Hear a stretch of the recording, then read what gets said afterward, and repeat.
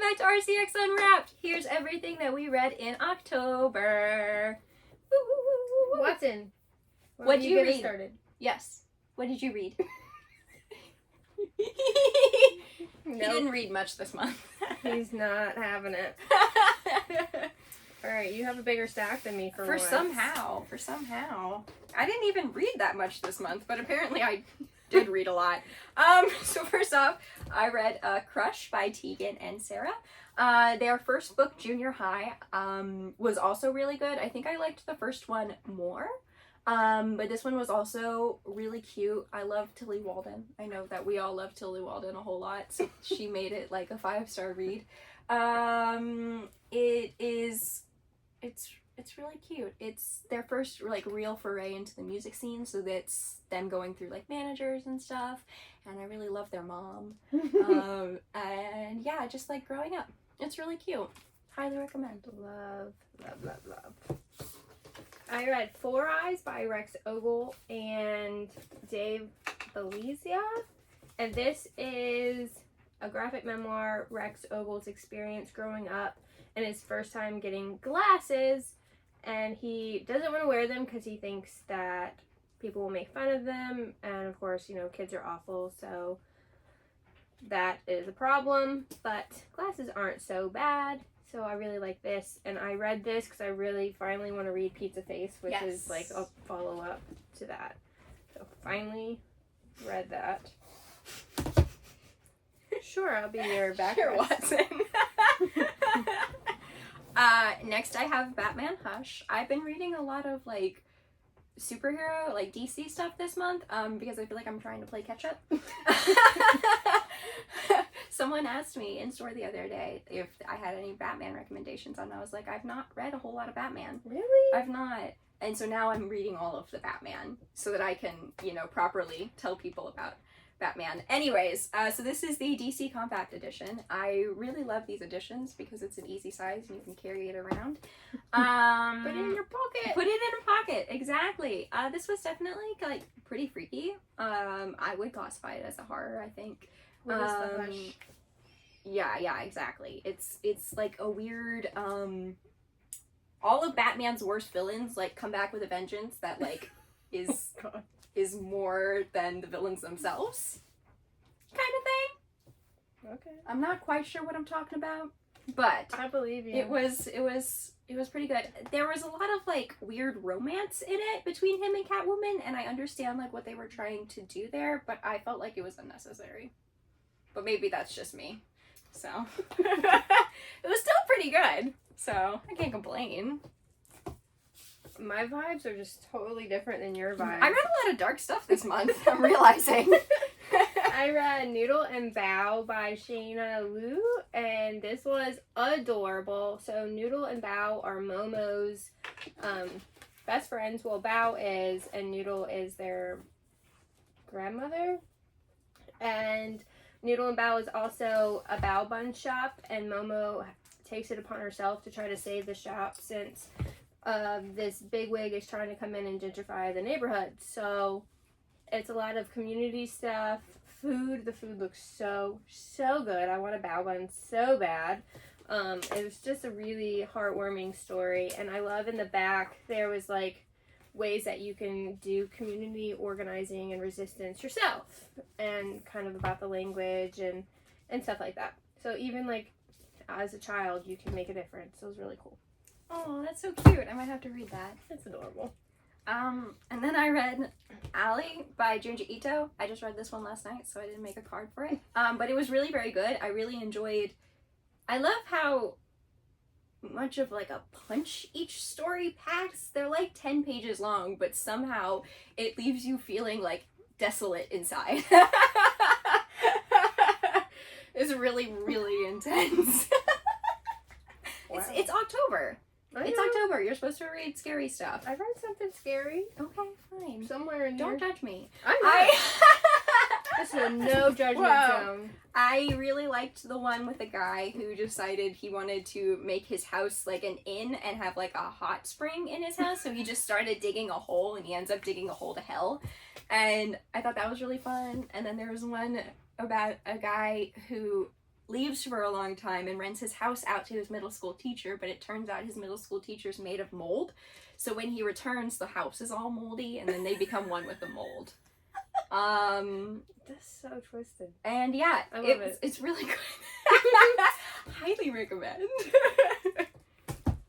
So we both read The Sweetness Between Us by Sarah Winifred Searle, and this is a story about a boy that has diabetes and a girl that is a vampire, and she loves outdoors, loves sports, and vampires can't go outside. Exactly. And then they meet each other in like a tutoring session because they both missed a lot of school, and they realize that they can benefit from each other. And so a little romance blooms, and then they're like, what if we maybe shouldn't do that? And I think I like that part of the story the most, because they realize, like, we do have real feelings for each other. It's not just like a mutually beneficial, let me drink your blood. Yes. Kind of thing. I also really liked the how it kind of touched on like codependency type thing, like, because at the beginning of the story neither of them really have many friends, but when they realize that what they're doing is kind of unhealthy, they go off and they make their own friends, but then they come back together in the end. And I think that's really cute. So That's kind of what I meant by the... I get it. You said it better than me, though. Oh, it's okay. But yes, the friendship was great, and I like the rep of, diabetes and... Yeah. Vampirism. Yeah, and I like how the vampirism was, like, normalized. It was never questioned or anything like that. It was never like, oh, you're a vampire. Everyone just was accepted vampires. It wasn't anything weird there. And they weren't bullied for their differences. So it's a great, wholesome... I really enjoyed it. It was really cute. The art's really pretty. And it's like purple. It is so purple. I mean, the cover is so purple. Purple. So cute. Super. And then I read Please Be My Star. So this is about a girl who, she's very, very lonely. And because of this, she develops an obsessive crush on this guy. And she ends up, they're both in theater together, so she ends up writing a play, like, specifically about him, and then casting him in that role. It felt a little weird at times. I wish they had, like, addressed more of, like, how strange it is to have a crush that obsessive and be that, like, I don't know, overwhelmingly involved with the other person, even though the person doesn't know you really exist. I feel like I've seen that movie. And supposedly it's a reimagining of The Phantom of the Opera. I didn't really see that. Or maybe I did. When you think about it, it's weird. I do love a theater book, though. And I really love when books give a physical representation of, like, anxiety, in which, like, she has a dark side character kind of thing that follows her around. And I really liked that. So, pretty cute. I'll definitely be reading that one soon. Yes. I know nothing about Phantom of the Opera, so no You wouldn't expectations. know. I read The Firelight Apprentice by Bree Paulsen. Yeah, getting choked up there. This one was sad. So Bree Paulsen wrote Garlic and the Vampire, and those were adorable. This is adorable, but in a very, very sad way. So it's not as feel good as that at all. But oh my gosh, what are their names? Ada and Safi are sisters, and they lost their mom to the war, and Safi, the younger sister, has magic, so they want to get her an apprenticeship with the King's Magic School or whatever. And so Ada and her dad are, like, running their Firelight shop, and there's some mystery going on. I don't want to spoil the whole thing because Tessa needs to read it. I do. But Safi gets sent away to the magic school, so Ada and her dad are just working, and then Ada starts to figure out, like, there's something going on, so she needs to figure that out, and she needs to help her dad. So I was just getting sad. But there was a hint of mystery, and I thought it was really well done. Like, you don't know right away what it is. The art is still as cutesy as It is really cute. I for like the other colors. books, but I like that it was more in depth than those books, if that makes sense. If that made any sense at all. It But made sense to I'm trying me. not to spoil Of it. course, of course. Cute. Good. I have to read it. So good. Next I read Dying Inside by Pete Wentz, who is in Fall Out Boy. This is probably one of the funniest books I read this month, and I'm gonna start out like that, because let me tell you what this book is about. It's about this girl. She is very angsty. Her name is Ash, and all she wants to do is kill herself. Oh my god. So she buys but she wants to do it in style, right? So she buys a fancy knife online to do it, right? But somehow, some way, a magic spell gets put on her, so she's immortal. You're really So she saying this like a cannot song. die. You're really saying it like a song. It's cracking me up. Playing the music in my head. It's a little rap. And so she, yeah, she contacts the maker of the knife because she initially thinks that the person she bought it from placed the curse on her. And so it's her and this person, and they go on an adventure to try and make her not immortal. And then there's a lot of stuff with like her weird stepdad and a whole like strange antidepressant that is being forced on people. And yeah, you know what? She doesn't kill herself in the end. It is so funny too. And I tell you all of this, it is, it's a lot, but it's absolutely hilarious because in its angst, it's so over the top that it's, you can't even like, it's so funny. Highly recommend. Please read it. Will do. I read Girl Mode by Magdalene Visaggio and Paulina, I'm going to butcher your last name, Gonchu. I don't know how to say that, I'm sorry. So this is about a trans girl that starts at a new school for new beginning, and she's basically learning how to be a girl. And she befriends like the popular girl, she kind of takes her under her wing, she showing her the ropes or whatever. But anyways, she gets a crush on one of the boys that likes gaming and like geeky stuff, and her friend's like, nah, you can't date him. So then she starts like crushing on the popular guy, and then that doesn't work out. And then the friend's kind of being a little overbearing, very realistic. I had a very overbearing friend in high school, so it felt kind of like Mean Girls in a way. That's kind of like, I feel like this staple. You okay? Watson scared himself. Oh. What did you do? Here. He dropped a toy. Oh. Okay, anyways, Girl Mode. So, Mean Girls vibes with a trans man character. There's, of course, it takes place in a high school, so it's very dramatic. And, I liked Phoebe, though, because she had a lot of character growth in the story. And that's all you can really ask for in a YA book, in my opinion. Yes, no, 100%. These are all her different personalities on the cover. Oh, I love that. I need to read that one. Yeah, it's good.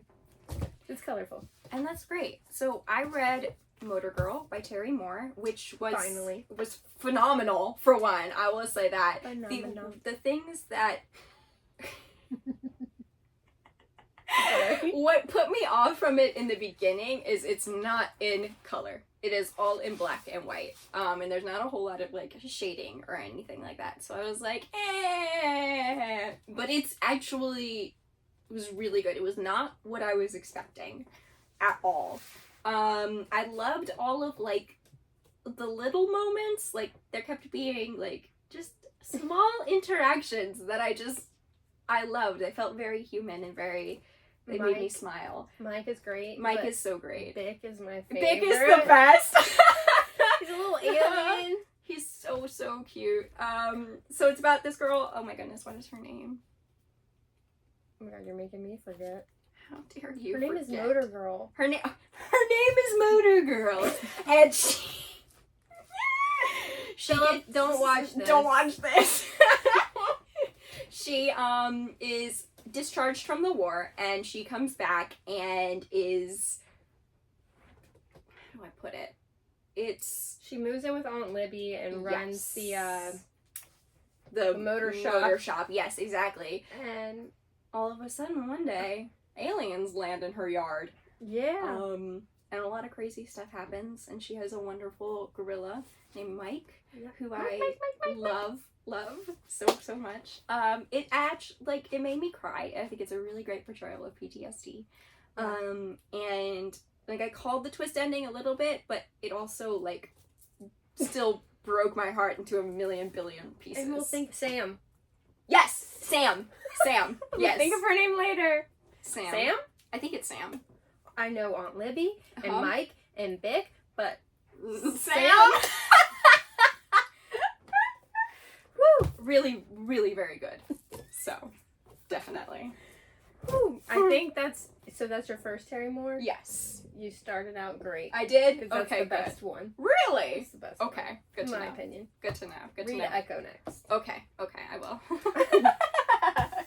Neopets was a total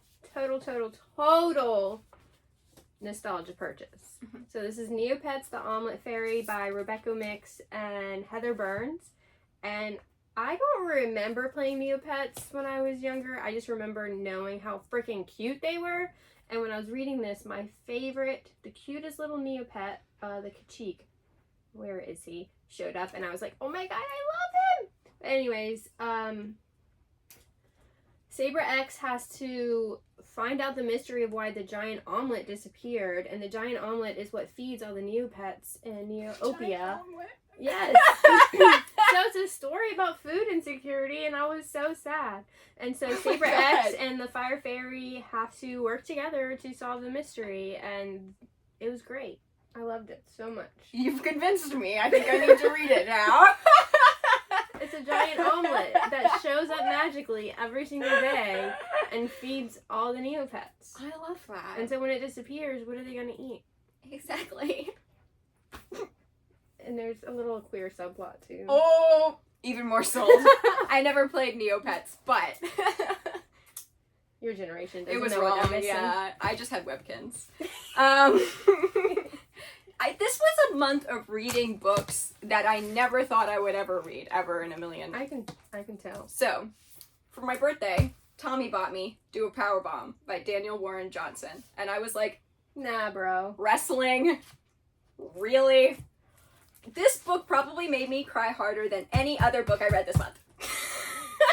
I think that was my reaction too. I was like, really? Do you really want me to read this? Yeah. But I read it. I was a good sport, and oh my god. Sorry, Tommy. She was wrong. I was so wrong. And that's okay. It's okay. So it's about Lona Steel Rose, and her mom was a pro wrestler, and she was accidentally killed during a match between her and what is his name? My bad. Don't spoil everything. I do not remember his name. But he accidentally kills her mom. And she spends her whole life training to be a pro wrestler, but her dad is super scarred by the whole experience. So he encourages her not to, blah, blah, blah.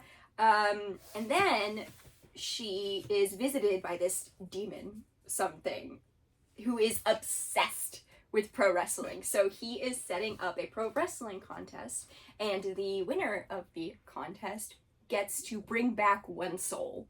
So she teams up with the guy who accidentally killed her mom, and they go and they do this wrestling championship. It's like underground, like super crazy. Or is it above ground? It's basically they end up fighting God. And I think that's all I need to say. The final page of this book wiped me out. I didn't read anything for a week afterwards because I was like, nothing will beat this. Nothing will beat this. It's so good. So then you had to read. So then I had to read. Earth. Oh my god. Might as well talk about that too. Okay, so then I got on a little Daniel Warren Johnson kick, and I read Wonder Woman Dead Earth, which was also so good. Brutal. This is awful. Like, this is not what I expected out of a Wonder Woman book. At all. It's literally a horror novel. It's set in this post-apocalyptic world where Wonder Woman has been in a coma for like centuries, and when she wakes up, Superman's dead, Batman's dead, the whole world is dead, hence the title. But she ends up teaming up with a few of the survivors to try and help protect them and all of these things. And then there's this really awesome moment that I'm gonna spoil because it's probably the coolest thing I've ever read in a book ever. She finds Superman's dead body. She rips his spine out. She wraps it in her lasso of truth, and she uses that as her weapon, which I think might possibly be the most attractive thing she's ever done. I'm just gonna go out there and say it. Which is so good. Which is so good. And then I read another Daniel Warren Johnson. Just keep going, may as well. man. And then, because I was like, whoa, those two books are so good, I read Transformers, which Daniel Warren Johnson also wrote. And why do giant robots give me feelings? Are you a stan now? Am I? Oh my god, I am. Yeah, now I need to read everything he's ever had his hand in, ever. I love his art style. I love the colors used in this book. It is so gorgeous. It's a Transformers book, but they feel so human, and the way they interact with the other humans in the story is just like kind of heartbreaking. Like, there's this moment where Optimus Prime is sitting in a field and he's talking to the main human character whose name I don't remember, and it broke my heart a little bit because Optimus Prime was like, wow, your Earth is so beautiful. Your world is gorgeous. Mine is all metal and like nothing really matters and all of these things. And like, oh my god. And the evil character Starscream is probably one of the most evil characters I have ever encountered. Ever. It's brutal. It is so brutal, but it is so good. I read and enjoyed a 30-page fight scene. And that's saying something because I'm going to talk about another book later where I complain about it being all a fight scene. So yeah. Daniel Warren Johnson wins this month. Sounds like it. What? Switching it up to a much brighter note. I read Haint, Volume 1 by Q-Bii. I picked this up from Zine Fest, RVA Zine Fest, and it is a webcomic, so if you want to read it, look up Haint. But anyways, the main character, she does a supernatural podcast, and there is this one person that is like really... She's very critical of like, nah, this isn't real. So she decides to bring her on the show and talk about it. So I need to know what happens next. But I was expecting more supernatural elements, but they just talk about them. So I hope there's more of that in the next volume. But I still enjoyed it. The art's really pretty. And I look forward to when the next few episodes are done so I can buy a hard copy. Nice. Yes. I read lots of indie books this month. I love that. Do you want to go again? Sure. 'Cause I did a bunch. This one was Etsy purchase from a friend. DeLuca, thank you. And this is called The Substitutes by Maisha Haynes. And these three roommates somehow get like drawn into this magical world of a game. And basically there's characters in this game world or whatever you want to call it, and these three people get substituted as those characters. I was a little confused at first, but I figured it out, and I need volume 2 to figure out what's gonna happen next on this one too. But definitely enjoyed the indie comics this month. That's so good. I want to read more indie comics. Yes. So everything that I have read this month has been amazing and phenomenal, but nothing will compare to this one. The Many Deaths of Layla Starr. this might be one of the best things I have read all year. I loved it so much. So, here's the premise. Death gets fired because a baby is born, and the higher-ups in, like, the spiritual committee are like, he will eventually invent immortality, so you're not needed anymore. So she gets sent to Earth to live in the body of a girl named Layla Starr. And right off the bat, she dies. And when she literally is running out of the hospital. Oh my god, I missed a whole part. So, let me just, like, start over because I got overexcited. She comes to life in the hospital where the baby has been born. So her first thought is, I should just kill the baby. So she tries, but she can't do it because she is a human now and she can't do that. So she runs away because everybody's chasing her for trying to kill a baby, and she immediately gets smashed by a bus. And then she comes back to life like 5 or 6 years later, maybe 10-ish, I don't remember. And she and Life are talking because Life decided just bring her back.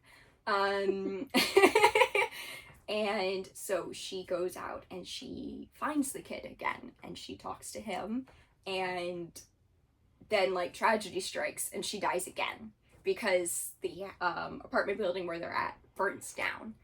And again, Life brings her back, and she keeps going to this kid, this man at this point, and talking to him and bringing, like, death and destruction with her every single time. So every time she visits him, something terrible has happened.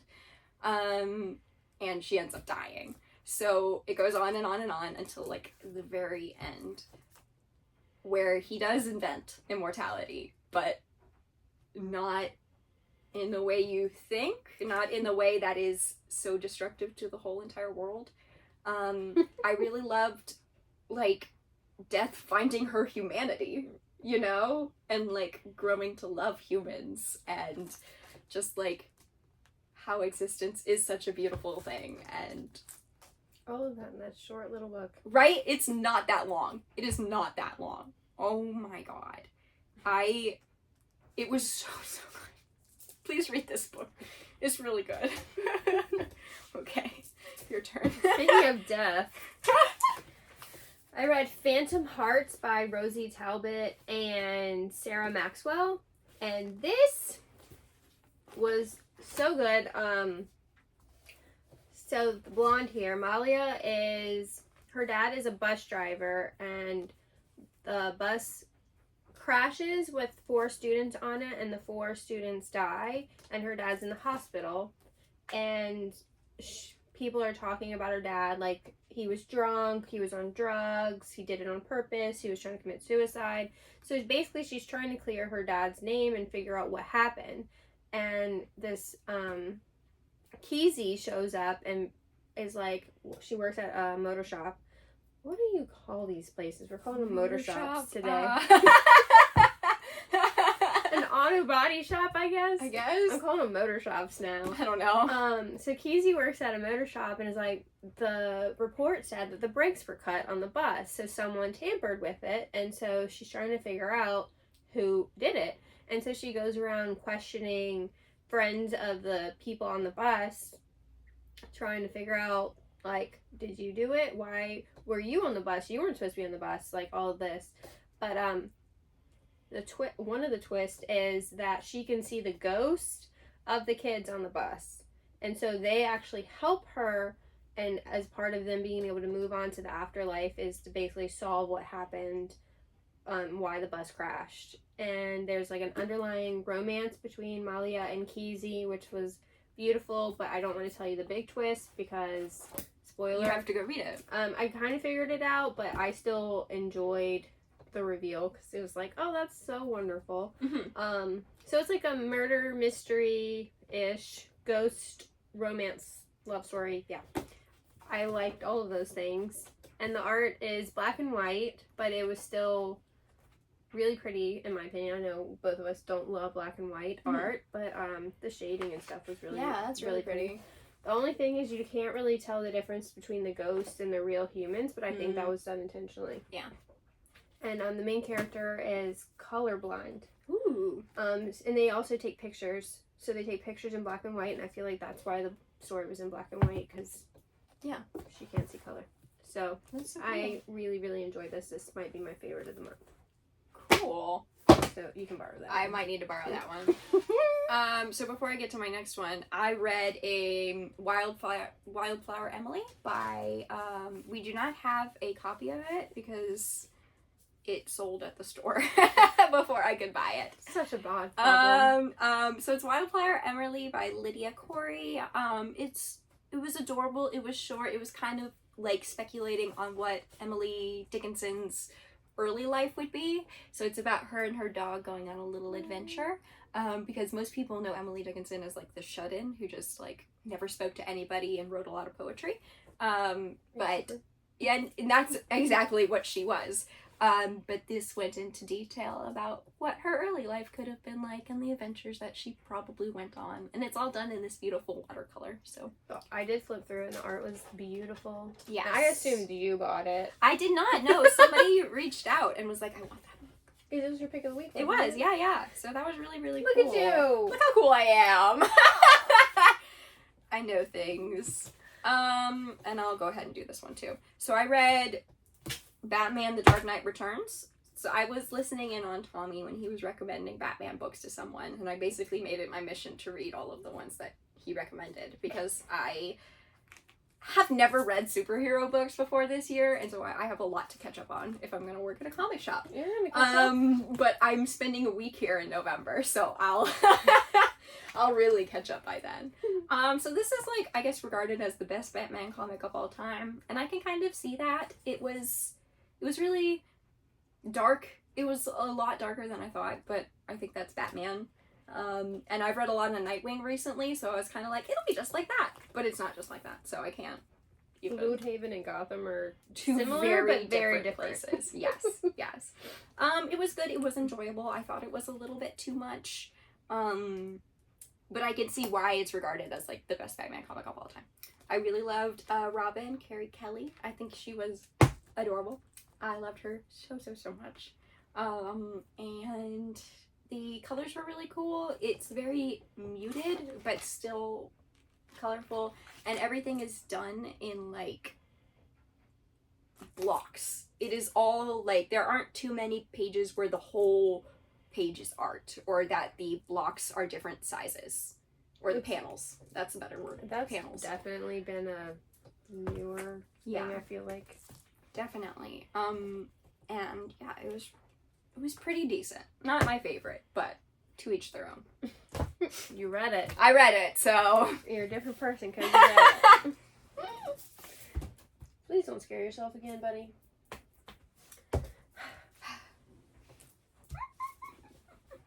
Alright. I read Thief of the Heights by Son M and Robin Yao, and this was very different than anything I've ever read before, I feel like.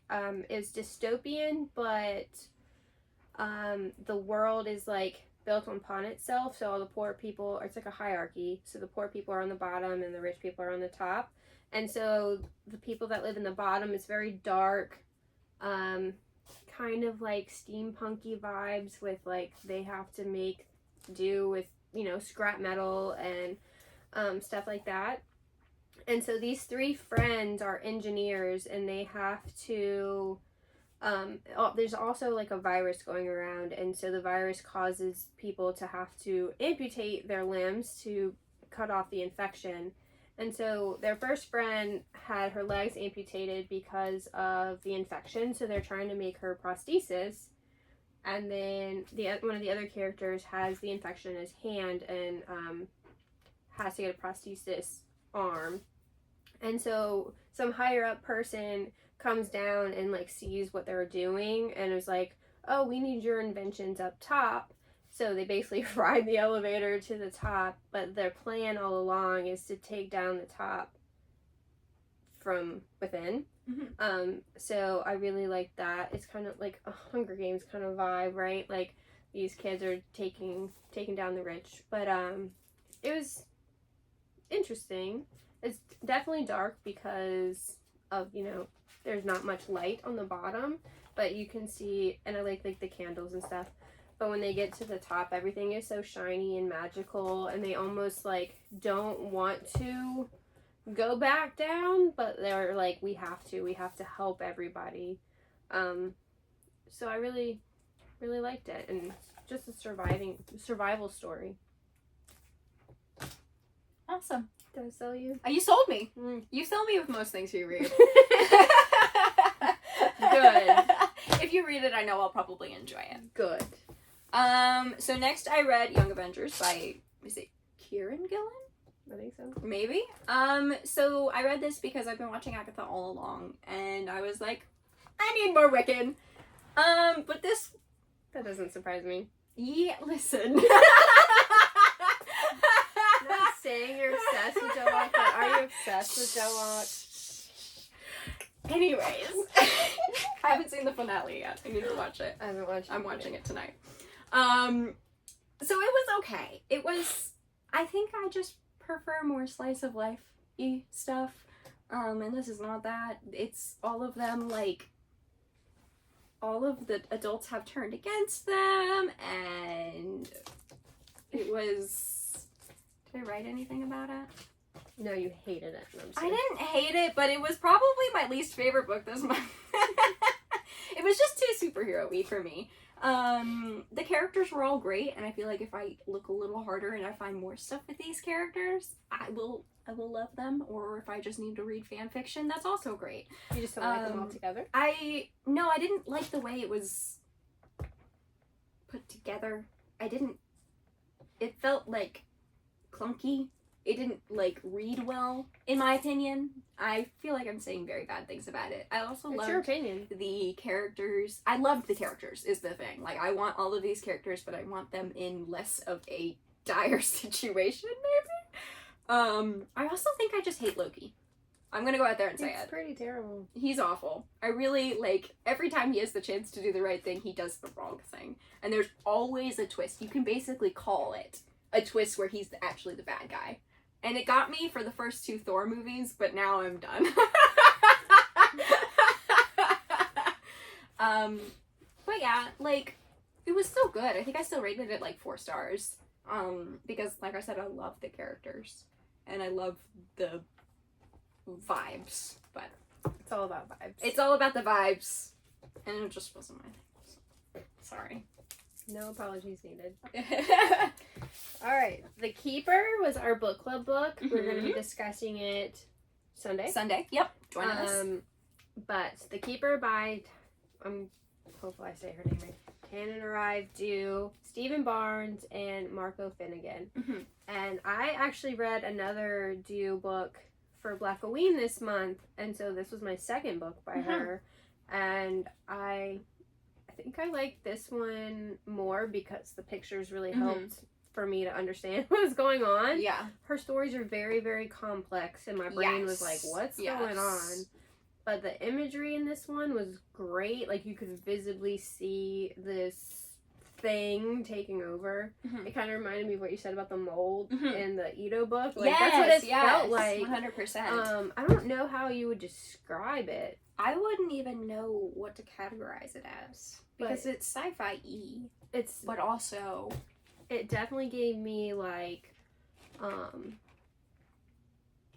blanking on words. Words are hard today. It's okay. But, voodoo. Yeah. It had, like, some voodoo vibes, and I like the backstory and how that unfolded, like, the family history. I really like that part. We'll go into more of that on our book club, which will be Sunday at 7 p.m. on Zoom. But I liked it. We'll talk really about good. it more. Yes. So finally, this is a really big fancy edition. I read Superman for All Seasons by Jaclyn. This book probably made me the happiest this month. I was smiling the entire way through. It is exactly what I want from a superhero book, which is not superhero at all. It's just about Clark Kent, like, living his life and falling in love, and the struggles it is when you're a superhero. And that's kind of why I love Superman so much. I love the stories where he is like struggling with his humanity and like struggling with the thought like he is so much more powerful than everybody else, and that's honestly like a weight on his back. And so yeah, it's Superman through 4 seasons of his life, and it's about like his parents and Lois Lane and his other friends and family, and it felt very human, and I very much liked it. This box is just gorgeous. It is beautiful. It's like textured. The book's textured too. It's gorgeous. It looks hand painted. Like it is so pretty. The colors in the book are gorgeous. So I highly recommend. Very, very good. If you want a superhero story that's not a superhero story, which is what I want. Yeah. I'm never gonna be able to get it back in here. Oh, right. I don't know. It's okay. We'll do it later. Perfect. Before we are done, I also read a bunch of digital comics this month. I just want to shout out Shortbox Comic Fair. If you've never heard of it, it is a online only digital comics fair for the month of October, and so I bought 8 comics on that. I love them all, and I don't have them here, but they were very good. I think I posted my reviews on Instagram, but they were wonderful, and that is now going to be over, so you can't go buy them, but I downloaded them and I can read them anytime I want. You're better than us. Just kidding. Oh my god. It was a good month. So what was your absolute favorite? Ow. You have a lot of Layla favorites. Star. These are our favorite. Yes! Such a good reading month. It was. It was very, very good. And we read of so many different things. Yeah, it was really... Normally we read the exact same thing, but I took a dark turn this month. Yeah, I did. Mine's all bright and colorful. I also read stuff for Halloween, so I did good. You did really good. I'm proud of you. Awesome. Oh my goodness. Well, that is all we have for today. Yes. Hopefully next month we'll have even more exciting things. That will be wonderful. Yes. Woohoo! All right, thanks for watching. Thank you.